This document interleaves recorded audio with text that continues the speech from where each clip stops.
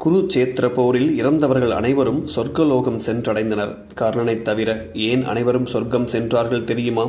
குரு வம்சத்தின் மூதாதையரான குரு மன்னர் மன்னராக இருந்தாலும் விவசாயத்தின் மேல் மிகுந்த ஈடுபாடுடன் இருந்து வந்தார். விவசாயம்தான் நாட்டின் உயிர் நாடி என்று எண்ணி தானும் தனது சிறு நிலத்தில் விவசாயம் செய்து வந்தார். ஒரு நாள் தனது நிலத்தில் கலப்பையுடன் உழுது முடித்துவிட்டு விதைகளை ஒன்றொன்றாக விதைத்து வந்து கொண்டிருந்தார். அப்பொழுது அவரிடம் இருந்த விதைகள் தீர்ந்து போயின. உழுத நிலம் சற்று நீளமாக இருந்தது. இதனால் தனது சதைகளை வெட்டி அதில் நட்டு வைத்தார். பின் தனது இரத்தத்தை அதில் ஊற்றினார். விவசாயத்தின் மேல் அதிக மரியாதை கொண்ட காரணத்தினால் மகிழ்ச்சியடைந்த இந்திரன் அவர் முன் தோன்றி, உனது விவசாயத்தின் பெருமையை எண்ணி மகிழ்ந்தேன், என்ன வர வேண்டும் கேள் என்றார்.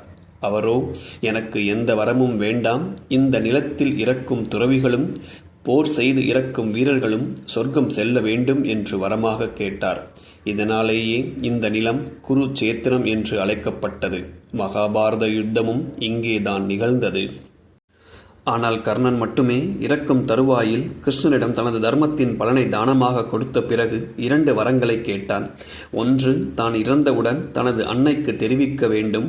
அவள் தன்னை மடியில் ஏந்தி அழுவாள். இந்த உலகம் எனது பிறப்பை இனியும் பழிக்காது என்றான். 2வதாக, அடுத்த பிறவியில் நான் பிறருக்கு உணவை தானமாக கொடுக்கும் நிலையில் பிறக்க வேண்டும் என்றும் கேட்டான்.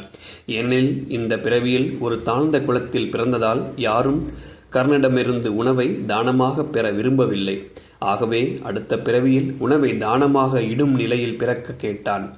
அடுத்த பிறவியில் கர்ணனும் சிறு தொண்ட நாயனராக பிறந்து கர்ணனின் ஈகை குணத்தை சோதிக்க சிவனே அடிகளாக வந்து உணவை தானமாக கேட்டார். அந்த சமயத்தில் எந்த உணவும் வீட்டில் இல்லாத பொழுது தன் பெற்ற மகனையை உணவாக படைத்தான். இதனால் சிவன் மகிழ்ந்து கர்ணனுக்கு மோட்சத்தை வழங்கினார்.